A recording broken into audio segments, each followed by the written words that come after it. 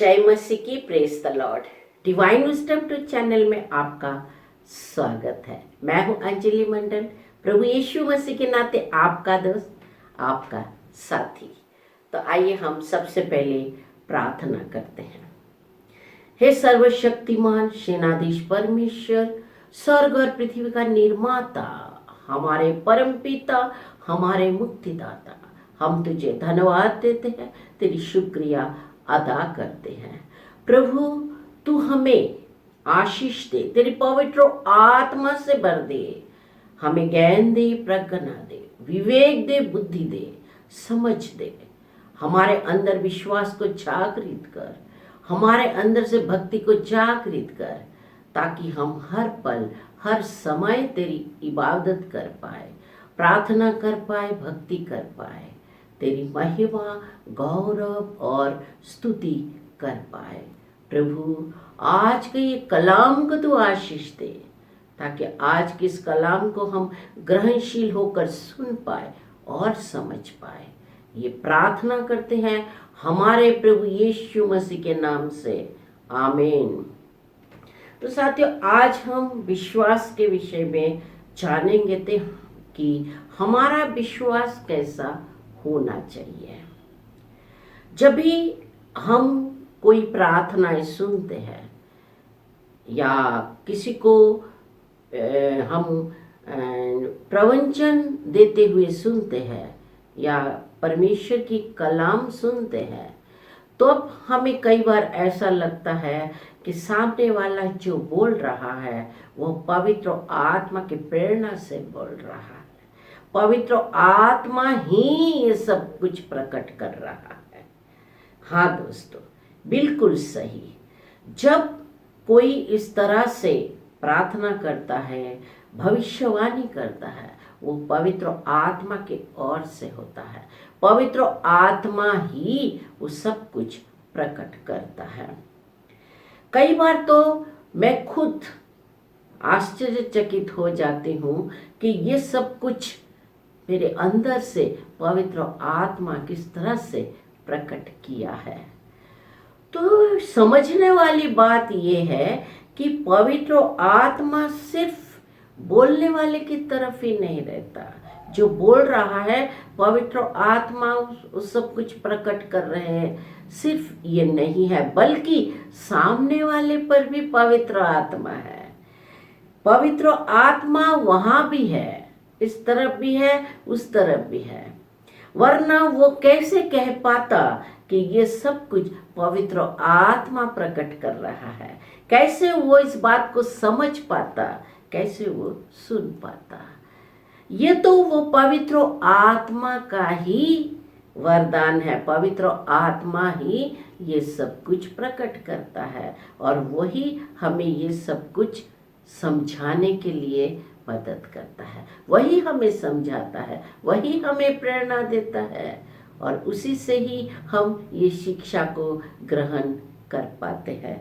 हम एक वचन पढ़ते हैं, 1 कोरिन्थियों 2:14 में साधु पौल अपने पत्र में बताते हैं, प्राकृत मनुष्य यानी जो इस संसार में डूबे हुए हैं और इंटरनेट के नेट में, मोबाइल में खोए हुए हैं, प्राकृत मनुष्य यानी संसारी लोग, संसारी प्राकृत मनुष्य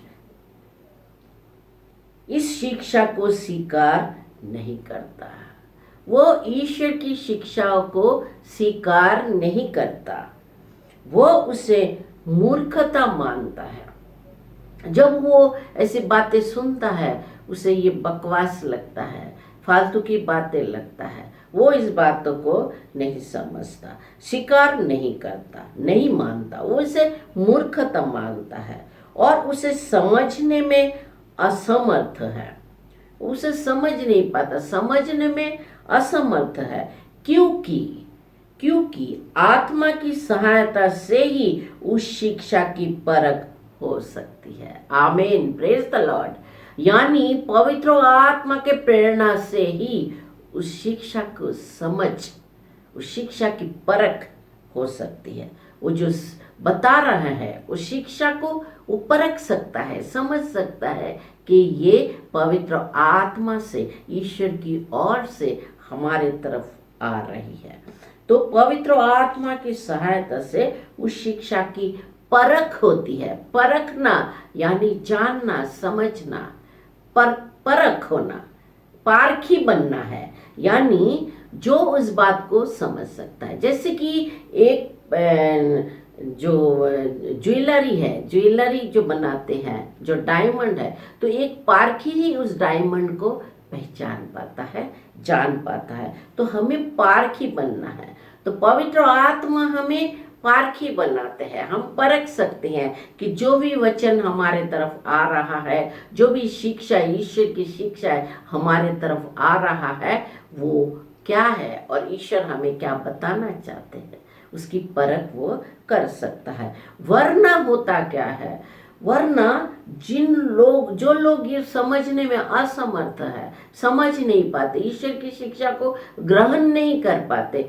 उनके साथ क्या होता है, वो ज्यादा देर तक ये सुन भी नहीं सकते, उन्हें समझ में नहीं आता, वो बोर होते हैं, उनमें ये सब बातों में उन्हें इंटरेस्ट नहीं लगता।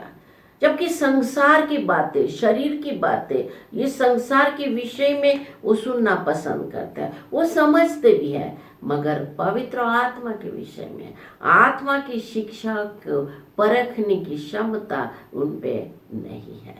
वो उसे परख नहीं सकते, समझ नहीं पाते, सुन नहीं पाते। दोस्तों, प्रभु यीशु मसीह आज भी सत्य के विषय में साक्षी दे ही रहे हैं, मगर अफसोस की बात है कि सुनने वाले, समझने वाले लोग बहुत ही कम हैं। और जब तक हम नहीं सुनेंगे तब तक हमें विश्वास कैसे होगा? तो विश्वास होने के लिए, हमें विश्वास करने के लिए, विश्वास में दृढ़ बनने के लिए, विश्वास को प्रकट करने के लिए हमें सुनना जरूरी है। तो सुनने से ही हमारा विश्वास बढ़ता है और वो प्रकट होता है। तो हमारा विश्वास कैसा होना चाहिए? हमारा विश्वास अंतर मन की गहराइयों तक होना चाहिए। जब तक हमारा विश्वास अंतर मन के गहराइयों तक नहीं पहुंचता, तब तक हमारा विश्वास प्रकट नहीं होता, विश्वास काम नहीं करता।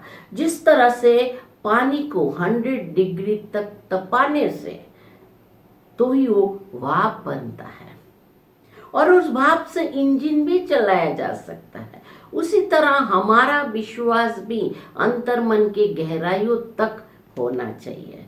हमारा विश्वास भी 100 डिग्री तक वो तपना चाहिए, तो ही हमारे जीवन में उस विश्वास का चमत्कार होता है। जिस तरह से ऐसे हम जानते हैं कि एक प्रक्रिया है कि इस संसार में जितने भी नदी, नाला, तालाब, समुद्र है, उसका पानी वाप बनता है, वो तपता है, वाप बनकर वो ऊपर की ओर जाता है, आसमान में जाता है, और फिर वो बादल बनकर, बरसात बनकर इस पृथ्वी पर आशीर्वाद के रूप में हमारे ऊपर बरसता है। तो उसी तरह हमारा प्रार्थना भी, हमारा विश्वास भी इतना दृढ़ हो, हमारा विश्वास अंतर मन के गहराई तक हो, हमारा विश्वास 100 डिग्री टेम्परेचर में वो तपता हुआ हो, तो ही वो भाप बनता है। वो हमारी प्रार्थना ईश्वर के सिंहासन तक पहुंचता है और वो आशीर्वाद के रूप से हमारे ऊपर बरसता है। तो जितना ज़्यादा हम प्रार्थना करते हैं, जितना ज़्यादा हम स्तुति आराधना करते हैं, उतना ही बारिश, उतना ही आशीर्वाद परमेश्वर की ओर से हमारे ऊपर बरसता है। मगर साथियों, सवाल वही आकर खड़ा होता है कि हम इतनी प्रार्थनाएं करते हैं, इतनी मन्नत मांगते हैं, दुआएं करते हैं, कितना दिन भर प्रार्थना करते हैं, मगर हमारी प्रार्थना के उत्तर हमें नहीं मिलता। हमारी प्रार्थना क्यों सुनाई नहीं देती? इसका वही जवाब है कि हमारा विश्वास अंतर मन के गहराइयों तक नहीं है। हमारा विश्वास इतना प्रखर नहीं है, हमारे प्रार्थनाओं में इतना दम नहीं है कि वो परमेश्वर के सिंहासन तक पहुंचे। तो हमारी प्रार्थना कैसी होनी चाहिए? हमारी प्रार्थना है, हमारा विश्वास अंतर मन के गहराइयों तक होना चाहिए, वहाँ तक वो पहुँचना चाहिए, तो ही वो काम करता है, हमारे जीवन में चमत्कार करता है। तो हमारा जो विश्वास है, हमारा विश्वास, हमारी वाणी, हमारे कर्म एक रूप होना चाहिए, अखंड होना चाहिए। अगर वो खंडित है, टुकड़ों में बटा हुआ है, तो हमें उसे इकट्ठा करना चाहिए। हमारा जो शरीर है, हमारा शरीर, हमारा मन, हमारी आत्मा, इनके बीच आता है हमारा बुद्धि, हमारी विवेक। जब हमारा बुद्धि काम नहीं करता, हमारा विवेक भ्रष्ट हो जाता है, तब हम खंडित जीवन जीने लगते हैं, और ये खंडित जीवन में ईश्वर काम नहीं करता। तो इसे ऐसे समझिए कि एक आदमी है जो हर दिन शराब पीता है, और वो शराब छोड़ना चाहता है, उसके लिए प्रार्थना करता है, हर संडे चर्च जाता है, और वही एक ही प्रार्थना वो करता है कि प्रभु मेरा ये शराब की लत छूट जाए, मैं इससे मुक्त होना चाहता हूँ, आज़ाद होना चाहता हूँ। हर दिन वो प्रार्थना करता है, हर संडे चर्च में जाकर भी यही प्रार्थना वो करता है। मगर चर्च के बाद जब वो घर लौटता है, तो रास्ते में उसका शराब खाने का दुकान है, और जब वो रास्ते से आता है और वहाँ पर उसके मित्र, उसके दोस्त उसके इंतज़ार में खड़े रहते हैं, वो लोग उसे आवाज़ देते हैं, बुलाते हैं, और उसका पैर शराब के दुकान की ओर बढ़ता है, और वो उनके साथ बैठकर शराब पीने लगता है, और यही दुष्चक्र चलता रहता है। इसे ही कहते हैं बेहोशी में जीना। मगर वो कहेगा मैं तो प्रार्थना करता हूं, परमेश्वर मेरी प्रार्थनाएं नहीं सुनता। परमेश्वर ने तुम्हें विवेक दिया है, बुद्धि दिया है, और चुनाव करने का आजादी दी है, और तुम्हें सबसे पहले तो अपना दिशा बदलना था, वो रास्ता ही बदल देना चाहिए था। दिशा बदलता तो दशा भी बदलने लगता। आपको तो ये कहना चाहिए कि तेरी गलियों में ना रखेंगे कदम आज के बाद। तो हर दिन जब हमारा ये संकल्प होता है कि मुझे ये नहीं करना है, मतलब नहीं करना है। ईश्वर तो उनकी मदद करते हैं जो ईश्वर की मदद करते हैं, अपनी मदद करते हैं। Help to God to help you, ये तो आपने सुना ही है। तो साथियों, आज मैं आपको एक महत्वपूर्ण बातें बता रही हूँ, और जब आप ऐसा करना शुरू कर देंगे तो आपके जीवन में सब कुछ बदलता हुआ आप देख पाएंगे। आपको हर दिन एक काम करना है, जो आपको चाहिए, जो भी आपको चाहिए, उसका कुछ हिस्सा परमेश्वर को दे, प्रभु को दे।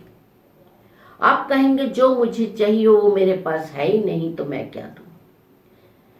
वो बात नहीं है। आपको जो चाहिए, जो चाहिए उसके लिए आपको एक कदम उठाना है। आपके पास जो कुछ भी है उससे आपको प्रभु को कुछ हिस्सा देना है। मान लीजिए कि आपको चंगाई चाहिए, आप बीमारियों से मुक्त होना चाहते हैं, आपकी दवा दुआ चल रहा है, फिर भी आप ठीक नहीं हो रहे हैं, तो आप अपनी तरफ से प्रभु परमेश्वर को कुछ दीजिए, प्रभु यीशु मसीह को कुछ दीजिए। आप सुबह जल्दी उठे और बाहर टहलने जाए, और गार्डन से, बगीचा से फूल तोड़े। बगीचा नहीं है तो जंगल से ही, भले जंगल में भी फूल खिलते हैं, तो आप फूल तोड़े और उस फूल को लाकर ऑल्टर में रखे और प्रभु से प्रार्थना करें कि प्रभु मुझे चंगाई दे। या आप सुबह जल्दी उठे, 5-10 मिनट का व्यायाम करें, हल्का फुल्का एक्सरसाइज करें और फिर प्रभु के पास आए, ऑल्टर के पास खड़े हो जाए और प्रभु से प्रार्थना करें कि प्रभु मुझे चंगाई दे, मेरे तरफ से मैं इतना तुझे दिया। या आप सुबह उठकर गुनगुना गर्म पानी ले, 1 गिलास पानी ले और उसमें होली वाटर मिक्स करें थोड़ा सा। अगर होली वाटर नहीं है तो आप ही उसे ब्लेसिंग दे और प्रार्थना करें कि प्रभु ये पानी मैं मेरे तरफ से मैं तुझे दे रही हूँ, मैं पी रही हूँ, मुझे तू चंगाई दे। और वो पानी आप पी लें और चंगाई के लिए प्रार्थना करें। या आप हर दिन कुछ समय निकालें और जो बीमार लोग हैं, बीमारियों के लिए प्रार्थना करें और हो सके तो उनकी सेवा करें। आप अपने तरफ से इतना प्रभु को दें, क्योंकि जब हम प्रभु को देते हैं तो प्रभु उस पर काम करता है और प्रभु हमें वो सब देता है जो हमें चाहिए। ये नियम है, ये प्रकृति का नियम है, ईश्वर का नियम है। अगर आपको घर चाहिए या गाड़ी चाहिए या कोई भी जरूरत की चीजें चाहिए तो आप एक काम कर सकते हैं, मैंने भी किया है। ये एक बॉक्स है, ये देखिए, ये उसका ढक्कन है, ये बांधा हुआ है और ये है मैजिक बॉक्स, मैजिक बॉक्स यानी चमत्कारी बक्सा। और इसके ऊपर लिखा है I accept miracles daily, I accept miracles daily, amen. तो इस तरह से इसके ऊपर लिखा हुआ है। तो आप छोटा सा बॉक्स भी ले सकते हैं। तो इसी तरह से आप एक बक्सा बनाइए। और क्या करना है, आपको जो चाहिए, मान लीजिए कि आपको घर चाहिए, तो आपको घर कैसा चाहिए ये आपने सोच के ही रखा है, 2 BHK, 1 BHK, 3 BHK, जो भी है, आपको घर चाहिए। तो आप वो डिटेल्स में एक पेपर में लिखे और डेट भी लिखे कि कब तक आपको चाहिए, और जिस दिन आपने वो लिखा वो डेट भी लिखिए और कब तक आपको चाहिए वो लिखिए, और आपको घर कैसा चाहिए वो लिखिए। और घर कहाँ बेडरूम होगा, कहाँ हॉल होगा, कहाँ किचन होगा, कहाँ आप ऑल्टर बनाएंगे, प्रभु को कहाँ पर आप स्थान देंगे, वो भी आप लिखे और डिसाइड करें। और वो पर्ची, वो जो पेपर है, फोल्ड करके ये जो मैंने बॉक्स दिखाया है, ऐसे बॉक्स में आप डाल दें। और कुछ रकम 1 रुपया से लेकर करोड़ रुपया तक जितना भी आप डाल सकते हैं, जैसा आपका बजट है या आप जिस तरह से उसमें डालने के लिए सक्षम है। आप ऐसा मत कहना कि 10 रुपए में करोड़ों का घर लूंगा तो 10 रुपया क्या है, नहीं, वो 10 रुपया आपका पूंजी है, वो 10 रुपया आप प्रभु को दे रहे हैं। प्रभु 10 रुपए के बदले में आपको 10 लाख 10 करोड़ भी दे सकता है। प्रभु ऐसा कर सकता है, ये विश्वास रखिए। तो आप उसमें कुछ रकम डालते रहे जैसा आपका जमता है, और आप रकम डालें और पर्ची को पढ़े और प्रभु से प्रार्थना करें और वो चमत्कार की अपेक्षा करें। प्रभु आपके जीवन में चमत्कार करेगा।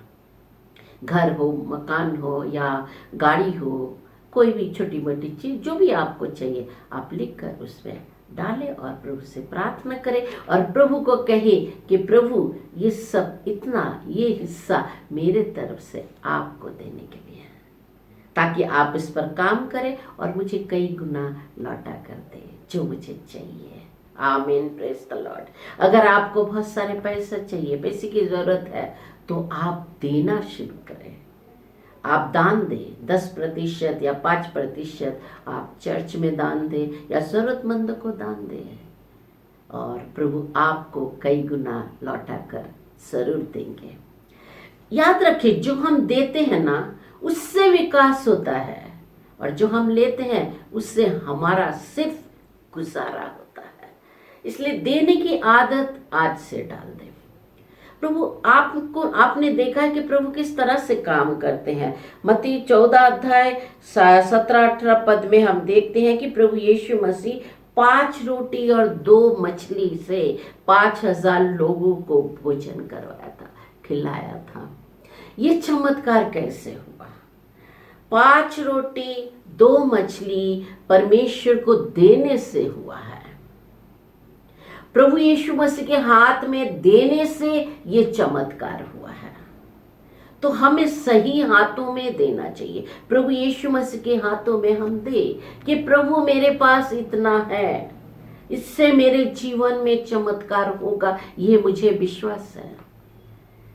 तो प्रभु यीशु मसीह के हाथ में वो 5 रोटी 2 मछली देने से 5,000 लोगों को प्रभु यीशु मसीह ने खिलाया था। तो उसी तरह आपके पास जो है विश्वास के साथ वो आप बीज डाले, विश्वास बीज हर दिन डालते रहे, तो आपके जीवन में चमत्कार होगा, आपके जीवन में उन्नति होगी, प्रगति होगी, आपके जीवन में जो फाइनेंशियल क्राइसिस है वो खत्म हो जाएगा, आप जो चाहते हैं वो आपको मिलने लग जाएगा। साथियों, इसी तरह हम अपने तरफ से जितना भी हो सकता है हम देना शुरू करें और आज ही से देना शुरू करें। तो यहाँ पर हमें जो पॉइंट है वो है कि हमारा विश्वास अंतर्मन के गहराइयों तक होना चाहिए। अंतर्मन की गहराइयों से जो विश्वास प्रकट होता है वही चमत्कार करता है। हमने उदाहरण सुना है कि 100 डिग्री तक तपने से पानी भाप बनता है। तो उसी तरह हमारा विश्वास भी 100 डिग्री तक होना जरूरी है। हमारा जीवन अखंड हो, हमारा भावना, विचार, वाणी, क्रियाएं, हमारी प्रार्थनाएं, हमारा विश्वास अखंड हो, खंडित ना हो, क्योंकि खंडित जीवन में प्रभु काम नहीं कर पाते। प्रभु को काम करने का मौका दे और हमारा जो शरीर, मन, आत्मा, उनके बीच आता है बुद्धि और विवेक। बुद्धि और विवेक से काम करें, हृदय से निर्णय ले। जब हमारा हृदय से निर्णय निकलता है तो वो निर्णय हमेशा सही होता है।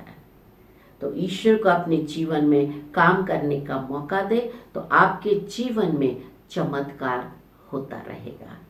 विश्वास करें, प्रार्थना में बने रहे। प्रभु आपको और आपके परिवार को आशीष दे, चंगाई दे, स्वस्थ रखे, सुरक्षित रखे, हमेशा खुश रहे, मुस्कुराते रहे। इसी विचार के साथ मैं हूं अंजलि मंडल। हमारे चैनल को सब्सक्राइब करना, बेल आइकन को दबा देना ताकि आने वाली वीडियो आप तक पहुंचता रहे। इसी तरह हमारे साथ बने रहिए। आपसे विदा लेते हैं, आपसे फिर मिलेंगे। तब तक के लिए इजाजत दीजिए। धन्यवाद, शुक्रिया, जय मसीह।